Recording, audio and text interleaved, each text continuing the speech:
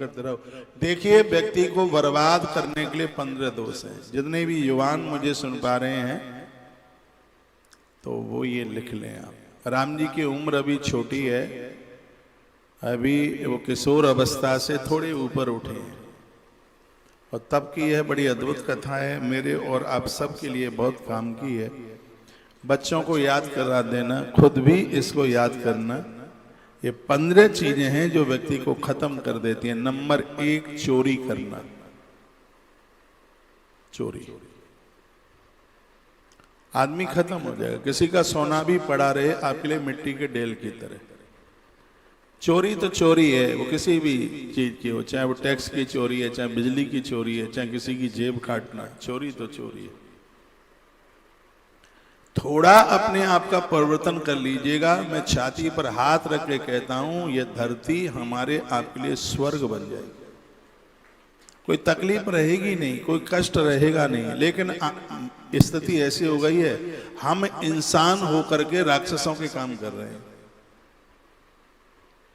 जो हमें करना चाहिए वो नहीं कर रहे, हम कुछ और ही कर रहे हैं। ये 15 दोष हैं जो व्यक्ति को बर्बाद कर देते हैं, खत्म कर देते हैं। YouTube चैनल पर आप सुन पा रहे हैं, आप भी ये लिख लीजिए और मेरी ये बात लोगों के पास तक भेजिए। नंबर 1, चोरी करना। नंबर 2, अपनी बात मनवाना।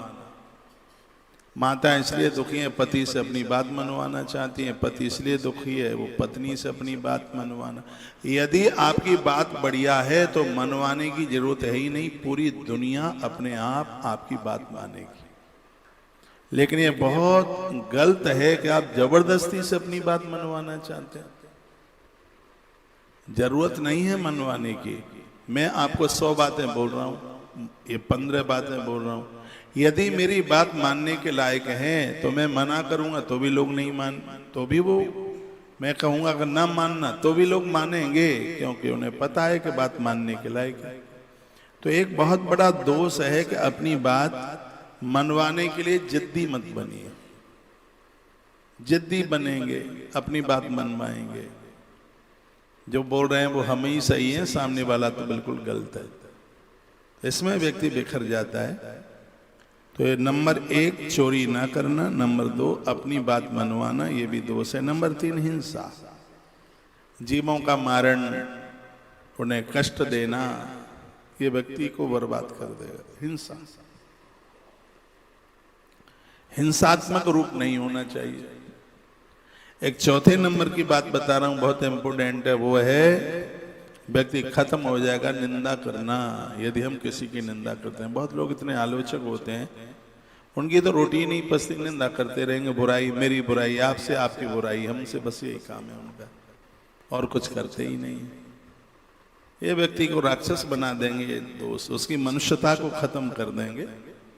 जिनके पास ये 15 दोष आ गए, नंबर 1, चोरी करना। नंबर 2, अपनी बात मनवाना। नंबर 3, हिंसा। नंबर 4, निंदा करना। इस बात के ऊपर ध्यान रखिए कि हम आलोचक तो नहीं बन गए, हम किसी की निंदा तो नहीं कर रहे हैं। बहू घर की कैसी भी है, घर की बात घर के अंदर रखिए, दूसरों को मत बोलिए। मैंने इन माताओं को देखा है, ये दूसरों से अपने पति की शिकायत करती रहती है, इतना चरित्रहीन है, दूसरी स्त्रियों से जुड़ा हुआ है। ये विचार तक नहीं किया जाता कि आप किसके लिए क्या बोल रहे हैं। इतना घटिया किस्म का आदमी है, कोई प्रमाण नहीं, कोई प्रूफ नहीं, सिर्फ संशय, सिर्फ संशय। और इसमें घर परिवार तबाह हो रहे हैं। उन लोगों को मैंने बड़े करीबी से देखा है जिनमें कोई दोष नहीं है, फिर भी उनकी घरवालियां बोलती, हमारे सामने बोलती हैं, महाराज जी इतना बिगड़ा हुआ है, ये इतना चरित्रहीन व्यक्ति है, बस पूछो ही मत। कोई प्रूफ नहीं, कोई उसका प्रमाण नहीं, बस बोलना है। रोटी हजम नहीं होगी जब तक किसी की निंदा नहीं कर लेंगे, बुराई नहीं कर लेंगे। बहू की बुराई, सास की बुराई, बाप की बुराई, किसी को छोड़ नहीं रहा आज का समाज। ये जिंदगी को खत्म करने वाले दोष हैं। और एक 5वें नंबर का दोष है जिसका नाम है दिखावा। पूज्य श्री सुधांशु जी महाराज अपने प्रवचन में कहते हैं कि व्यक्ति जितना बड़ा होता नहीं है जितना कि वह लोगों को प्रदर्शित करता है, मुझे देखो हम कितने बड़े हैं, इसमें वो कंगला हो जाता है। सब उसने कर्जे पर ले करके दिखावा, मकान कर्जे में, गाड़ी कर्जे में, सब। तो ये एक बहुत बड़ा दोष है, दिखावा। आप ठीक हैं, मणि की रोशनी छिपाने से छिपती थोड़ी ही है, वो तो प्रकट होकर के आएगी। और बनावटी फूल चलते थोड़े ही है, फूल तो असली फूल चलेगा। बनावटी फूल में कोई सुगंधी नहीं होती है, सुगंधी तो असली फूल में होती है। जो नकली है खुशबू उसमें थोड़ी ही है, जो असली है उनमें खुशबू। मैं एक जगह पढ़ रहा था, चरित्रवान व्यक्ति के अंदर इतनी सुगंधी है उतनी गोपी चंदन में भी नहीं है।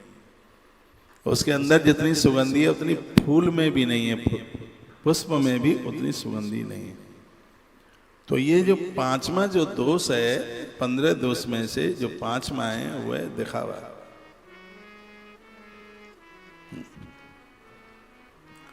इससे बचिए। छठवां है कामी, कि स्त्री को देख करके, पुरुष को देख करके मन में विकार आवे। ऐसा आदमी तो उसका मुंह देखने का भी धर्म नहीं है, समझ लीजिए।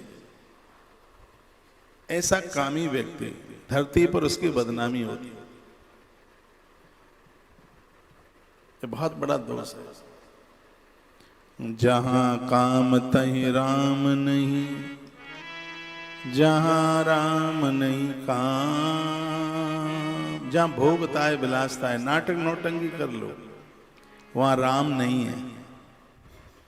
मंदिर में जावे तो हर स्त्री पुरुष में राधा रानी और भगवान गोपाल ही दिखाई दे।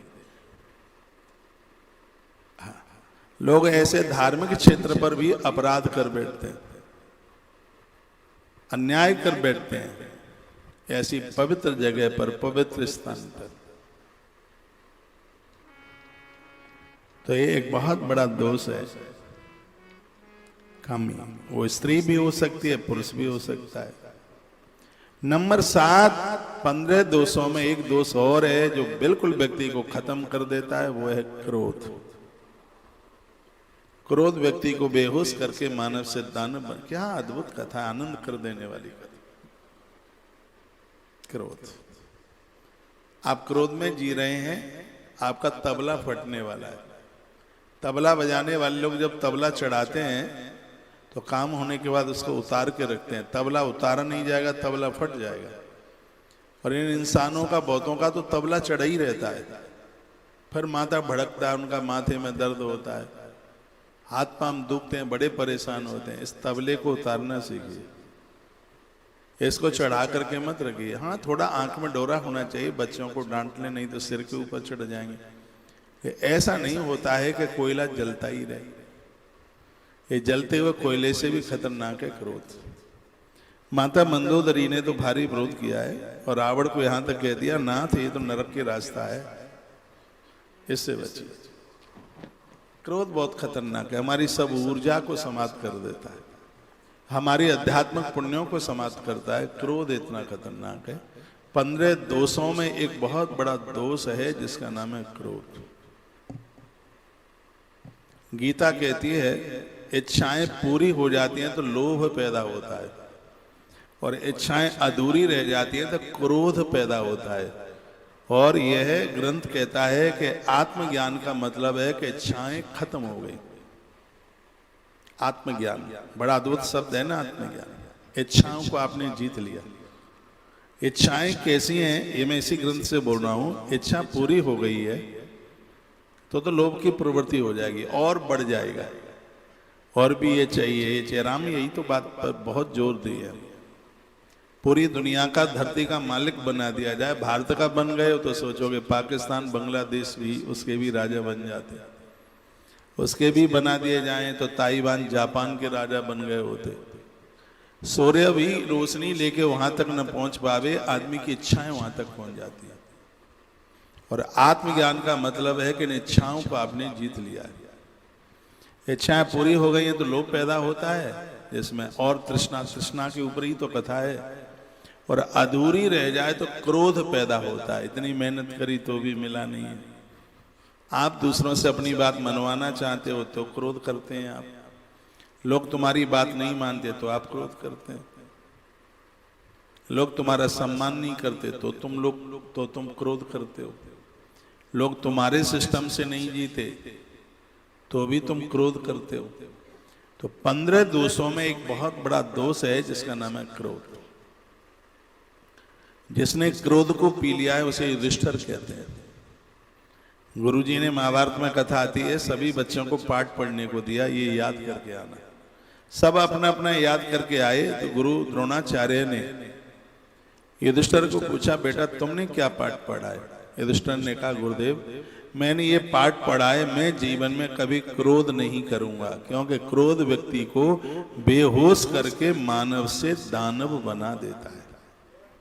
और मुझे विश्वास है कि जितनी भी मुझे मेरी बहनें सुन पा रही हैं, भाई लोग सुन पा रहे हैं, इस दोस्त को जरूर जीतेंगे। आप तो फोन करते हैं पति के लिए ऑफिस में, और वो तुम्हारा फोन नहीं उठा पाता है तो तुम्हारा लाल लाल चेहरा ऐसे फूलता है कि बस बस पूछो ही मत। इतना क्रोध आता है, आपको नाक फूल जाएगी क्रोध के। अब फिर तो बेचारे की खैर नहीं है, रात को जब लौट के आएगा तो आप तो मुस्कुराती अच्छी लगती। स्त्री पुरुष कोई भी हो, आप एक दूसरे की जरूरत है, इसलिए मान लिया जाए इस बात को। बिल्कुल इसमें कोई दोहराने वाली बात नहीं है, लेकिन एक दूसरे की कमी देखना ये बहुत ज्यादा घृणित है। उसी के लिए एक दूसरे के ऊपर क्रोध कर रहे हैं। तो 15 दोषों में एक बहुत बड़ा दोष है जिसका नाम है क्रोध। 8वां दोष है जिसका नाम है लोभ, जिसकी चर्चा भी मैं कर रहा था। उदाहरण बनिए, आपकी बहन आवे, बहन वही आए, कोई और पूज्य आवे, उनका ध्यान रखिए, देने वाले बनिए, उदार बनिए। ईश्वर ने आपको इसलिए तो दिया है। ऐसे बहुत जीव हैं 84 लाख योनियों में जो कोई कर्म नहीं करते, पेट तो उनका भी भर रहा है। सुअरिया कुकरिया इनको कोई दुकान खोल के थोड़ी बैठना पड़ा है, पेट तो वो भी भर रहा है। लेकिन आदमी का पेट इतना बड़ा हो गया है कि दुनिया की संपदा समा रही है तो भी भरा नहीं जा रहा। हमने गाय को देखा, जब उसका पेट भर जाता है, लाख कोशिश कर लो तो वो चारा खाती नहीं है। उसके पास कितनी विशेषता है। लेकिन इंसान को देखिए, नाक तक पेट भरा होगा, गुलाब जामुन ले आओ, एक तो सटकाएगा ही, बाद में उल्टी भले ही करता रहे। हाँ, उसकी ऐसी पोजीशन, उसकी ऐसी स्थिति है, एक तो चटका ही ले, बाद में बीमार अस्पताल जाना पड़े, वो बात की बात है। अभी स्वाद नहीं छोड़ेंगे। कौन से मुहूर्त में इस आदमी को भगवान ने बनाया, ईश्वर जाने। राम जी ने तो बहुत कुछ बोला है इस मनुष्य शरीर के ऊपर। 15 दोषों की चर्चा की जा रही है। इसमें लोभ बहुत खतरनाक है। आदमी खा सकता नहीं, पहन सकता नहीं है, बस जो जोड़ के रखना है। लोभी व्यक्ति यही तो करता है। ईश्वर ने 2 पैसे दिए, तीर्थ यात्रा करो, मठ मंदिर जाओ, कुछ समय के लिए घर के बाहर भी रहो, जरूरतमंद लोगों की सेवा करो। नहीं तो मर गए तो देखने को थोड़ी आओगे कि हमारा श्राद्ध किया गया है कि नहीं। सब दुनिया की यात्रा करने से पहले ही सब निपटा लो। और आने वाला समय तो बड़ा खतरनाक है। गोस्वामी जी ने लिखा है रामायण में, ससुरार प्यारी लगी जब तेर पुरूप कुटुंब भय तब ते। ये बच्चे तुम्हारे तब तक हैं जब तक बच्चे गौना के लिए नहीं जाएंगे ससुराल। सास का हाथ सिर पर घूमेगा, ये तुम्हें भूलेंगे। तुम्हें तो ठीक से मम्मी भी नहीं कह सकते, लेकिन सास को मम्मी जी कहते हैं। मम्मी आगे जी, जी मम्मी जी, एक जी आगे और एक जी पीछे। आपके ऊपर अकड़ दिखाते हैं, आपके ऊपर आंखें दिखाते हैं। ऐसा ही टाइम आ रहा है। लोभ, इस प्रवृत्ति से बाहर चल करके आइए, उदार बनिए। जो चीजें मिली हैं उसका सदुपयोग कर लो। श्वासें मिली हैं, सदुपयोग करो इसका। अच्छे कामों में इन श्वासों को लगाओ। 2 पैसा मिले हैं, ट्रंक भर भर के मन डालो कपड़ों से, इसको ठीक ठाक लगा लो, कहीं उपयोग में लगा लो, इसको प्रयोग में लगा लो। लोभ की प्रवृत्ति को जोड़िए। लोभ नरक का रास्ता दिखाता है और बहुत बड़ा दोष बताया गया लोभ को। 9 नंबर का है मोह, ये रुलाएगा अंत में। बच्चे बाहर चले जाते हैं, बेटियां ससुराल चली जाती हैं, फिर देखो बुढ़ा बुढ़िया कैसे माथा पकड़ के रोते हैं। फिर काय क्यों रो रहे हो? कि बेटा गुड़गांव में चला गया है, याद आ रही है। दिन रात पूजा करते हैं भगवान की, लड्डू गोपाल की याद नहीं आती, भूखे बैठे हैं सुबह से, भोग ही नहीं लगाया, उसका तो ध्यान ही नहीं है, और ऊंचे ऊंचे घूमते हैं लड्डू गोपाल जी को। विरोध नहीं कर रहा हूं, अपनी आस्था है, लेकिन अंत में यदि मोह होना है तो भगवान से कीजिए, परमात्मा से। परमात्मा का प्रेम ही कल्याण कर पाएगा। इन बच्चों को अपने हिसाब से जीने दीजिए। ये बाहर रहते हैं, तुम बार बार फोन करते हो, बेटे की घरवाली चिढ़ती है, उसकी नाक में और दम करती है, कहती है तो जाओ बुढ़िया के संग ही रह लो, हमें काहे क्यों लाए हो। यही सुनने को मिलता है।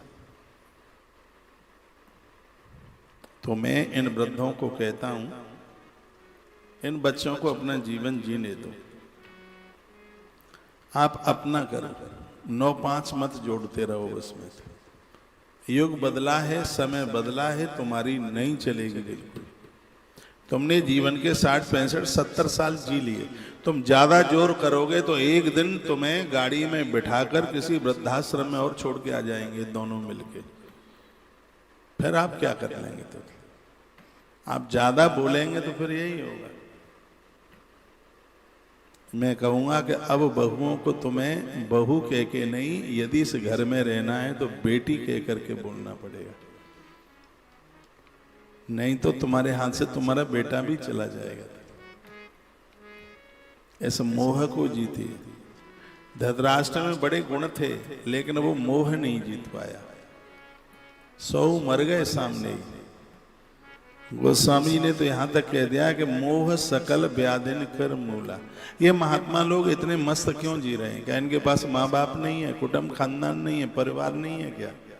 सब है, पर उनको इतना ज्ञान है, उनको पता है कि रेल का सफर है, जैसे कोई 2 घंटा 3 घंटा 4 घंटा रेल में सफर में मिलता है, तो यहाँ भी कोई 10 साल, कोई 20 साल, कोई 5 साल, आखिर में तो सबको यात्रा अकेली ही करनी पड़ेगी। बस आपकी समझ में नहीं आया है, उनकी समझ में आ गया, तो माथा फोड़ करके रोते हो। सूचना उनको भी मिलती है कि मैया चली गई, पिताजी चले गए, बगल वाला ताऊ चला गया, उन्हें पता है दुनिया जाएगी, उन्हें इस बात की समझ में आ गई है, तो माथा पकड़ पकड़ करके रो रहे हैं। धृतराष्ट्र मत बनो। कुछ लोग ऐसे हैं जो आंख से अंधे हैं, कुछ लोगों ने अंधे होने की पट्टी बांध रखी है आंख में, दोनों दुखी है। जिसने पट्टी बांध रखी है उसको भी पता है कि अन्याय हो रहा है, अपराध हो रहा है, इसलिए दुखी है। और आप सबके परिवार में होता है। योग वासिष्ठ आप सुन रहे हैं, आपके होते हुए आपके बच्चे बेईमानी पर तुले हैं। वो गांधारी यही तो निर्णय नहीं कर पाई। वो बोल देती कि यदि ये लड़के ये बदमाशी करेंगे मैं इस घर में नहीं रहूंगी, और पट्टी छोड़ करके फेंक देती। तो दुर्योधन की इतनी औकात नहीं थी कि वो गांधारी की बात काट देता। लेकिन ये मोह है, बच्चे गलत करते हैं तो ये जीव अपनी बुद्धि पर पट्टी बांध लेता है। ये समझ है उसको ये गलत हो रहा है, लेकिन मोह में लोग इस गर्त में इतने डूब गए हैं, ये ठीक से न्याय ही नहीं कर पाते। तो ये 15 सूत्र व्यक्ति को खत्म करने के बताए हैं, जिन्हें बहुत दोष बताया गया है। उसमें एक ये भी है जिसका नाम है मोह। 12:54 हो रही हैं, थोड़ा ज्यादा भी टाइम ले लूं तो आप बैठे रहिए। सत्संग टीवी से जैसे ही कार्यक्रम कटअप होता है तो तत्काल आप तुलसी तपोवन यूट्यूब चैनल पर जब तक आरती न हो जाए तब तक आप कहीं जाइएगा नहीं। एक से एक दिन बड़ी अद्भुत कथा होती है। अभी 8 तारीख तक आप ये सुन रहे हैं, आगे क्या सुनोगे मुझे नहीं पता है, लिस्ट जो आएगी वो सुना देंगे। आनंद हो रहा है। अब आपको क्या आनंद हो रहा है आप जाने। योग वासिष्ठ रामायण में मुझे बहुत मलूक लग रहा है, बढ़िया लग रहा है। एक बार आप गौ माता की आज की कुछ रिकॉर्डिंग देख लीजिए। पूरी दुनिया, पूरा देश आज इस गोवंश से जुड़ रहा है, उसमें आप भी जुड़े हैं, इसलिए आप सीधा वृंदावन पहुंचते हैं। अभी मैं वृंदावन में हूँ। जो लोग आ रहे हैं तुलसी वनाश्रम परिक्रमा मार्ग पधारिए। और मैं निवेदन करना चाहूँगा, यहाँ के उपले, यहाँ का घी रोज चाटता हूँ, मेरे हाथ पीले हैं, रोज हाथ पर हल्दी। और ये मुझे पूरे देश में घर घर में इसका प्रचार करना है। जैसे महात्मा सत्य ने प्रचार किया था कि घर की एक रोटी गौ माता को निकालो, और मैं इस प्रचार में निकल चुका हूँ। घर का हर बेटा बूढ़ा जितने भी हैं, घी और हल्दी सबको चाटनी है, क्योंकि मैं चाहता हूँ आपका 1 रुपया बीमारी पर ना जाए।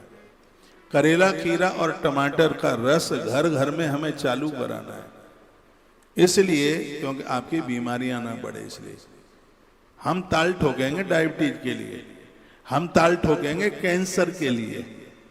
ये रोग अंदर एंट्री नहीं ले पाएंगे। मेरी बात मानिए, आप मुझसे भी ज्यादा आप मेरी बातों को मानिए, ये आपको फायदा करेगा। करेला, खीरा, एक केला, एक खीरा, एक टमाटर रोज लीजिए। और घर के कड़वा तो लगेगा, लेकिन कड़वी चीज स्वास्थ्य के लिए बड़ी लाभदायक है। यहाँ आप आते हैं, यहाँ से आप घी लेके जाइए, 5 तरह की हल्दी बनी है, वह लेके जाइए जो आपको बढ़िया स्वास्थ्य देगी। अब तो गौमूत्र का प्लांट भी तैयार हो रहा है, गौ अर्क वाला। आप पहुंचे, यहाँ से आप खाली हाथ नहीं जाएंगे, यहाँ कुछ न कुछ आपको मिलेगा। यहाँ पहुंचते हैं नीचे कार्यालय, वहाँ सहयोग कीजिए। जहाँ कई ट्रैक्टर भूसा प्रत्येक दिन लगता है, 1000-1200 मन चारा प्रत्येक दिन गौ माता को लगता है। ये सब आप सहयोग करेंगे तभी तो हो पाएगा। गौ माता की इन सब चीजों से बड़ी अच्छी अच्छी चीजें बनने वाली हैं, वो सब चीजें आपके ही लिए होंगी। ये देखो गौ माता का पूरा परिवार, खानदान आप देख रहे हैं, बच्चे कितने स्वस्थ हैं। आज कई हजारों की संख्या में बच्चे जिन्हें आप देख रहे हैं। मैं हृदय पर हाथ रख करके कह रहा हूँ, यहाँ 1 रुपए का भी आप सहयोग करते हैं तो 100% इस गौ माता के कार्य में लगता है। मैं तो अपनी बात लेकर पूरे देश के लिए निकला हूँ, गौ माता का महात्म्य बताने के लिए निकला हूँ। मैं धरना देने वाला आदमी हूँ नहीं, मैं गौ माता की गुणवत्ता, उपयोगिता लोगों के माथे में बिठा रहा हूँ। आपके घर में गौ माता का दूध हो, आपके घर में गौ माता का घी हो, दही हो, देखो आपका परिवार कितना आनंदोत्मग्न होता। ये हरा चारा, भूसा, ये व्यवस्थाएं आप देख रहे हैं। एक तरफ नंदीशाला का विस्तार हो रहा है, पूरा देश हमें सुन पा रहा है। आपकी तरफ से भी एक नंदी महाराज को एक छत आपकी तरफ से भी मिल जाए। मैं कहता हूँ, माँ गौ माता का दान बैतरणी से पार करता है तो नंदी का दान अकाल मौत से बचाता है। एक्सीडेंट नहीं होगा, समय से पहले जीवन नहीं जाएगा, पूरी जिंदगी वह लोग जी करके जाएंगे जो नंदी के प्रति श्रद्धा रखेंगे। नंदी का दान कीजिए। इस गौशाला में 5250 रुपए का सहयोग होता है। 11 नंदियों के लिए 55,000 रुपए का सहयोग लिया जाता है। एक नंदी के लिए निर्माण में पूरी आरसीसी की छत बन रही है, 11,000 रुपए का सहयोग है। आपने अपने परिवार के लिए, सबके लिए बहुत कुछ किया है। यह गौ माता अपने बच्चे के लिए एक छत ही तो आपसे मांग रही है।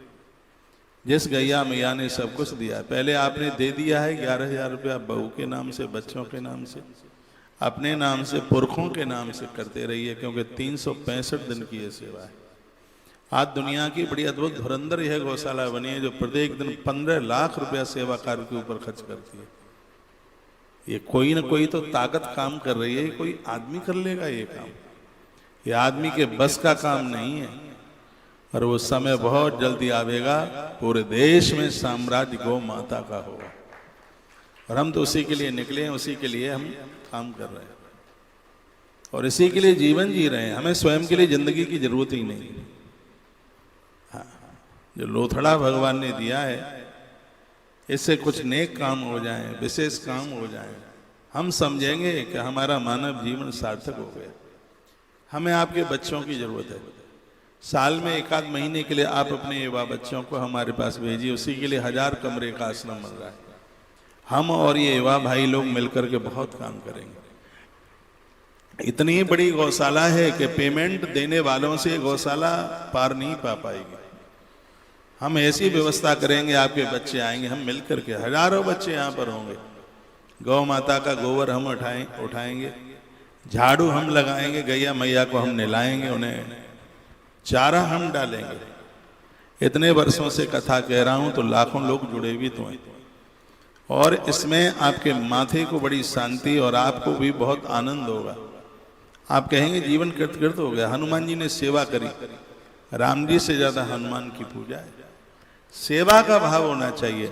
जब जब आपका जन्मदिन होता है वृंदावन आइए, आपकी शादी की तिथि होती है वृंदावन आइए, गौवंश के बीच में, इन महात्माओं के बीच में अपना जन्मदिन मनाइए। डरना नहीं है बीमारियों से, हर बीमारी का उपाय है। पहले तो कोशिश कीजिए बीमारी आवे ही नहीं। जिनके लीवर में कोई दिक्कत हो रही है, जिनकी किडनी में कोई दिक्कत हो रही है, मेरे निवेदन पर पीपल की पत्ती और नीम की पत्ती बराबर मात्रा में लेकर के उसका रस निकाल करके सुबह और शाम लीजिए। यह बीमारी छोड़ करके चली जाएगी। इतना बड़ा प्रभाव है। बरगद की छाल जो लटकती है, जटा जिसको बोलते हैं, ये इतनी गुणग्राही है, ये पेट की हर समस्या को दूर करती है और डायबिटीज के लिए किसी वरदान से कम नहीं है। इसको पानी में डाल करके उबाल करके इसको लिया जाए। जटा, बरगद की जटा, यह स्वास्थ्य के लिए इतना लाभदायक है। मैं इतनी चीजें बताता हूं, लोग बहुत इसका फायदा उठा रहे हैं, तो आप पीछे क्यों रह रहे हैं? जब मैं रात को अजवाइन लेता हूं काले नमक के साथ, तो आप क्यों नहीं लेते? इसमें ऐसा कितना रुपया इसमें खर्च हो जाएगा? आप परेशान होकर डॉक्टर्स लोगों के पास जाते रहते हैं, पर आप भुनी हुई अजवाइन नमक के साथ नहीं ले सकते, काले नमक के साथ, क्योंकि आप आलसी हैं, क्योंकि आप प्रमादी हैं। ऐसा नहीं है कि व्यवस्थाएं नहीं है आपके घर पर, आप आलसी हैं। आपको थोड़ा उसमें करना पड़ेगा, खड़ा होना पड़ेगा, चुटकी में लेना पड़ेगा, फंकी लगानी होगी। ये आप कीजिए। यदि बढ़िया जीवन, मैं तो कहता हूं कि मरना भी है तो सहनसा बनकर के मरना है, गीदड़ों की तरह नहीं मरना। भगवान श्री कृष्ण ने उलूक को कहा था, शकुनी का बेटा था उलूक, कहा दुर्योधन को कह देना लोग वही मान होते हैं जिनकी मौत में भी सहनसा गिरी छिपी हुई होती है। भगवान कहते हैं सिर उठाकर मरते हैं, वो मृत्यु तो उत्सव बन जाती है। भगवान कृष्ण के शब्द थे। एक बार पुणे में अपने हृदय की बात आपको बता रहा हूं। मैं चाहता हूं इस देश में कोई बीमार न हो, अस्पताल में ना मरे, समय पर उसकी मृत्यु, उसी के लिए हम भरकम प्रयास कर रहे हैं। कथाएं सुनाते हैं, अंदर से आप मजबूत बने। दवाइयां हम बताते हैं, बाहर की कोई ये रोकता आपको पीड़ित न करे। महात्मा चरक का मैं पुजारी हूं। महात्मा चरक के 2 नाम है, एक है चरक और एक है पतंजलि। एक ही व्यक्ति के 2 नाम है। जब इन्होंने दवाइयों से बाहर की बीमारियों को खत्म किया, तब इनका नाम था चरक। जब इन्होंने योग के द्वारा अंदर के भय को समाप्त किया, तब ये हुए महात्मा पतंजलि। इस महापुरुष ने बड़ा अद्भुत काम किया। तो हम तो इन महापुरुषों के, इन महात्माओं के पुजारी हैं। उन्हीं चरणों पर, उन्हीं के चरणों के ऊपर चलते हुए जा रहे हैं। उसी का व्याख्यान, उसी का संवाद, उसी का विस्तार करने में लगे हुए। हमारा कुछ भी नहीं है, ये हमारे पुरखों की सिगरी बात है, जो कि हम आपके बीच में रखते हैं। तो एक बार में फिर आपको मैं निवेदन करूंगा, जो मैं आपको अभी निवेदन 15 दोषों की बात आपके बीच में रखी है और आप सुन रहे हैं। 9वें नंबर का है, जिसका नाम है मोह। बहुत खतरनाक है, उजाड़ देता है, धतराष्ट्र बना देता है। धृतराष्ट्र उसे कहते हैं जो सिर्फ अपनों के लिए ही सोचता है। उसे धृतराष्ट्र कहते हैं जो सिर्फ अपनों के लिए ही करता है। उसे धृतराष्ट्र कहते हैं जो सिर्फ अपनों के लिए ही जीता है। आप कहीं ऐसे तो नहीं बन रहे।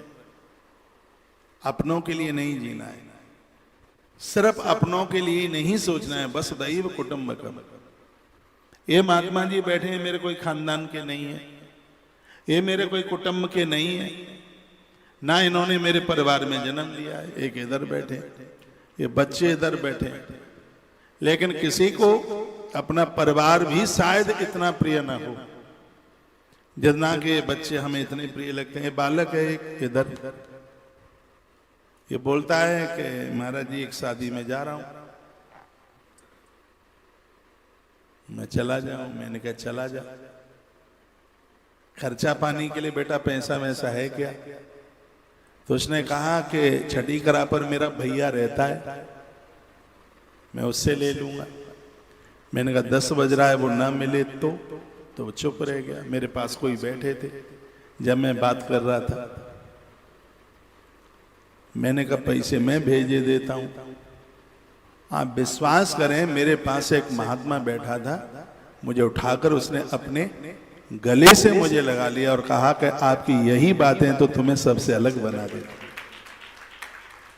बच्चे हमें बहुत प्रिय, बहुत प्यारे लगते हैं।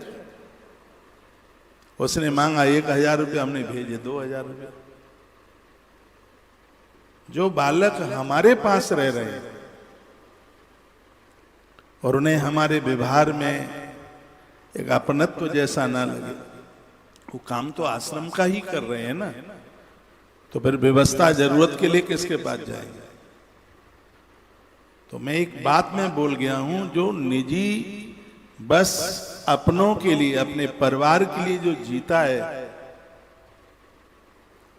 उसे धृतराष्ट्र कहते हैं, और जिसका जीवन सबके लिए है उसे ही युधिष्ठिर कहते हैं। धृतराष्ट्र नहीं बनना, युधिष्ठिर बनना। आप सबके काम आए। आप अपने बच्चों से, परिवार से तो खूब प्रेम कर लेते हो। आपकी जरूरत पूरी धरती को है, पूरी सृष्टि को है। जैसे जल की जरूरत सिर्फ नदियों को ही नहीं है, जल की जरूरत सबको है। छाया की जरूरत जैसे सबको। आप एक वृक्ष की तरह, जितने ऊपर हैं उतने ही नीचे घुस जाइए, गहरे हो जाइए। आपकी कृपा की छाप सबको मिले, ये संदेश, ये कथाएं देती हैं। तो एक बात मैं आपको बोल गया हूं, धृतराष्ट्र उसे कहते हैं जो अपनों के लिए जीता है। धृतराष्ट्र उसे कहते हैं जिसके लिए पास में अपनों के लिए ही सोच है, बस अपनों के ही लिए जीवन है, अपनों के लिए ही जिंदगी है, वो धृतराष्ट्र है। लेकिन जिसकी श्वासें सबके लिए हैं, जो सबके लिए जी रहे हैं, वह युधिष्ठिर है। तो युधिष्ठिर बनने की आवश्यकता है। एक बार जयकारा लगाइए, बोलो बांके बिहारी लाल की जय हो। श्री हनुमान जी महाराज की जय हो। श्री राधे। 10वां सूत्र है, 10वां दोष है अविश्वास। लोग आपका विश्वास न करें, इससे तो बढ़िया दुनिया में हम न रहें तो ज्यादा ठीक है।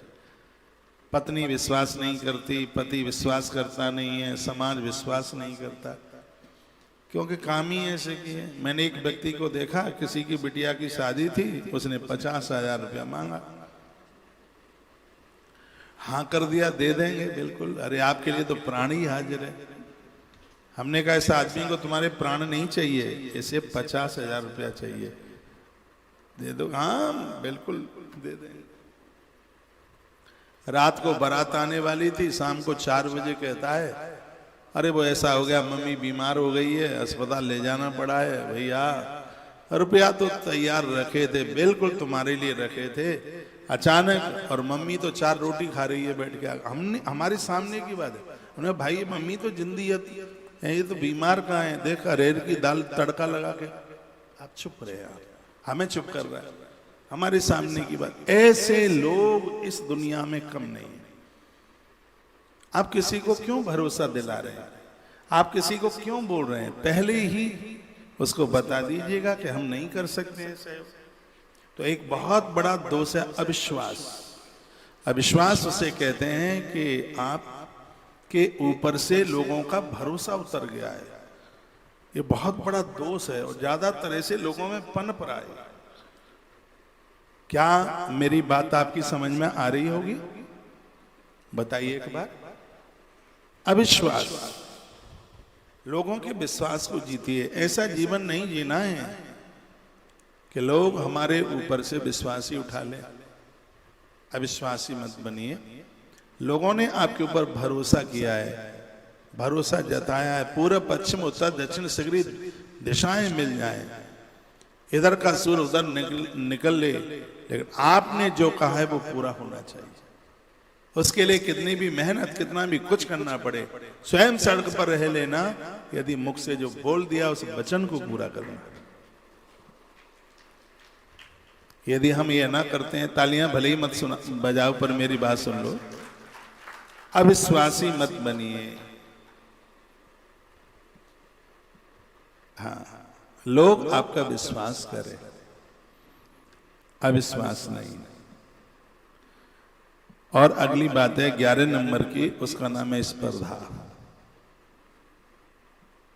ये बहुत खतरनाक है। लोगों को देख करके जलन, लोगों को देख करके कुड़ना, लोगों की तरक्की को देख करके बेहोश हो जाना। थ्योरी, सिद्धांत सर्च कीजिए, पढ़िए उस व्यक्ति के बारे में, इसकी तरक्की कैसे हुई है, वो काम आप भी कीजिए। स्पर्धा क्यों कर रहे हैं उससे? उसकी बुराई क्यों कर रहे हैं? उसकी आलोचना क्यों कर रहे हैं? उसे जल क्यों रहे हैं उससे? हाँ, बहुत लोगों को तो चाय में भी उतना टेस्ट नहीं आता जितना कि लोगों से स्पर्धा, उसकी बुराई, उसकी छल छिद्रता ढूंढने में जितना उन्हें इंटरेस्ट आता है। मैंने बिरला जी को पढ़ा, मैं अपने हृदय की बात मैं आपको बता रहा हूं। पूज्य स्वामी विवेकानंद जी महाराज जी को तो हम पढ़ते ही रहते हैं, समर्थ गुरु रामदास जी को पढ़ना तो हमारे लिए जरूरी है, लेकिन हमने उद्योगपतियों में हमने बिरला जी को पढ़ा कि इस आदमी की इतनी तरक्की क्यों हुई। तो मुझे पता लगा कि इस आदमी के विचारों में बड़ी सुगंधी थी, बहुत खुश हुई। मेहनती तो थे जी.डी. बिरला, मैंने कई बार अपनी व्यासपीठ से इनका नाम लिया। ये पैसे वाले रहे हैं, मैं इसलिए नहीं, मुझे क्या लेना देना उनके पैसे से। जब वो थे शायद तब मैं रहा भी ना हूं, मेरा जन्म भी ना हुआ हो, ऐसा भी हो सकता है। लेकिन उनके विचार, उन्होंने क्या कहा अपने बेटा बसंत को लेटर लिखा, कमाया गया धन यदि दीनों के जरूरतमंद लोगों के काम नहीं आया तो तुम्हारी फैक्ट्री के औजार शैतानों के हथियार बन जाएंगे। ये शब्द थे। धन परमात्मा हमें लोगों के सहयोग के लिए देता है, लोगों की सहायता के लिए देता है। आज से नहीं, अनादि काल से यही परंपराएं चलती हुई आ रही है। ऐसा कुछ जीवन जिया जाए तो ऐसा जीवन जीने में आनंद होता है। लोगों के साथ स्पर्धा जलन नहीं कीजिएगा, उनके इतिहास को पढ़िए, जाइए उस अंदर गहराई तक कि किस आदमी की तरक्की कैसे हुई है, उन सूत्रों को अपनाइए, वो मेहनत कीजिए। लोग दूसरों के साथ स्पर्धा आलोचना करते हैं, बुराइयां करते रहते हैं, हमें तो अच्छा लगता नहीं है। 12 नंबर का बड़ा खतरनाक दोष है जिसका नाम है आलस्य, प्रमाद। काल करे सो आज कर, आज करे सो अब, पल में पल नहीं होएगी तो बहुरी करेगा कब। श्वास का तो पता नहीं है जो जाके आएगी भी कि नहीं। अपने कामों को कल के ऊपर मत डालिए। ये मेरे ही प्रवचन का एक सार है। मैंने कहा आज आपके पास बहुत सी व्यवस्थाएं हैं, हो सकता है कल ना रहे। पूरी मुजेटी यार दोस्त आपके पास हैं, ड्राइवर आपके पास हैं, अच्छा मुनीम, माता पिता का साथ, भाई का साथ, भाभी भी विरोध नहीं करती है क्योंकि इस समय आप अच्छे वाले क्वालिटी वाले देवर हो, इसलिए तो भाभी भी आपके पक्ष में। नहीं तो घर की बहू और घर की छोटा भाई है तो बहू और बड़ा भाई है तो भाभी, इन्होंने यदि विरोध कर दिया तो सगरी तरक्कियां धड़ाम नीचे गिरती हैं एकदम बिल्कुल। जिसके घर में नारियों में बन रही है तो तुमसे करोड़पति कौन है धरती पर। ये मौका लोहे में घन हर समय नहीं बजता। जब लोहा लाल लाल हो जाता है, जब उसके ऊपर घन बजाया जाता है, तो लोहा अपना रूप भूल करके वही बन जाता है जो सामने वाला बनाना चाहता है। ऐसा टाइम आता है, समय भी ऐसे ढल जाता है, जो तुम बनाना चाहते हो समय उसी रूप में प्रकट हो जाता है। जैसे कहते हैं गुड लक, वो टाइम ऐसा है। तो ऐसे टाइम के लिए और आप उसको कल कल के ऊपर टाल रहे हैं। काल करे सो आज कर, आज करे सो अब, पल में पलड़े होएगी तो फिर बहुरी करेगा कब। तो 15 दोष में से एक बहुत बड़ा दोष है जिसका नाम है आलस्य, प्रमाद। काम करने से मुकुट जाना, पड़े रहना, सोते रहना। ये ऐसे लोग धरती के भार बने हुए हैं। बड़ा पशु तो इसे कहा गया। इंसान पशु की तरह समझा जाता है जब वो पड़ा पड़ा खाता रहता है, कुछ करता धरता नहीं है। वो हमारे शास्त्रों ने, हमारे ग्रंथों ने इसको एक बहुत बड़ा दोष कहा। ये दोष का नाम है आलस्य। आलसी कुछ भी नहीं कर पाता, प्रमादी कुछ नहीं कर पाता। इसलिए इस दोष से बचिए। और 13 नंबर का बहुत बड़ा दोष है, वो है झूठ बोलना। पत्नी के सामने, पति के सामने, माता पिता के सामने, गुरुजनों के सामने, बॉस के सामने, अपनों के सामने। अरे लोग तो भगवान के सामने झूठ बोलते हैं। और झूठ बोलने की स्थिति आप जानते हैं। रामायण में एक देवी ने झूठ बोला अपने पति के साथ, प्राण छोड़ने पड़े उसे। भगवान की परीक्षा ली सती माता ने। महादेव ने पूछा, ले आई परीक्षा? झूठ बोल गई पति से। और क्या कहा कि कछुन परीक्षा लीन गुसाई, कछुन परीक्षा लीन गुसाई, कीने प्रणाम तुम्हारे नाई। कछुन परीक्षा लीन गुसाई, कछुन परीक्षा लीन गुसाई, कीने प्रणाम तुम्हारे नाई। कछुन परीक्षा लीन गुसाई, कीने प्रणाम तुम्हारे नाई। तब मैंने कोई परीक्षा नहीं ली। जैसे आपने प्रणाम किया वैसे हमने प्रणाम कर लिया। तो क्या हालात वही। तब शंकर देखे उधर ध्याना, सती जो कीन चरित सब जाना। देखो झूठे लोग जब झूठ बोलते हैं तो उनको लगता है कि हमारा झूठापन कोई समझ नहीं पाए। उनका झूठापन छोटे बच्चे भी समझ रहे हैं, लेकिन वो बुद्धिमान बनता है। ये कितना बड़ा ज्ञान है, कितना बड़ा ये अंधकार है। वो प्रकृति को धोखा दे रहा है। इसको बहुत बड़े दोषों में से एक दोष माना गया है, झूठ बोलना। मिथ्या भाषण मत कीजिए, मिथ्या मत बोलिए। झूठ को एक दोष बताया। झूठ बोलना 15 दोषों में से एक दोष है जो व्यक्ति की तरक्की में आड़ा बन जाता है, बैरियल बन जाता है। लोग लेट जाएंगे ऑफिस में, फिर कहेंगे ये ऐसी दिक्कत हो गई थी, वो हो गया था, ये हो गया था। तो ये बाधक है, हमारे उत्थान में ये बाधक है। 14वें नंबर की बात कही है अहंकार। मैंने किया, मैंने किया, मैंने किया, मैंने किया, मैंने किया। ये अभिमान व्यक्ति को तोड़ देता है। राई के 20 विषय ताबी से पुण्य 20, ताते छोटे है रहे हो तब मिल हैं जगदीश। छोटा, सहज, सरल। तिमिर गयो रवि देख के, मोह गयो गुरु ज्ञान। और कियो करायो सब गयो, जब आयो अभिमान। हाँ, मकान पर शर्मा भवन मत लिखवाओ, अग्रवाल भवन नहीं, मकान पर तो कृष्ण कुटी। हाँ सेवा, हाँ ऐसा नाम भगवान से।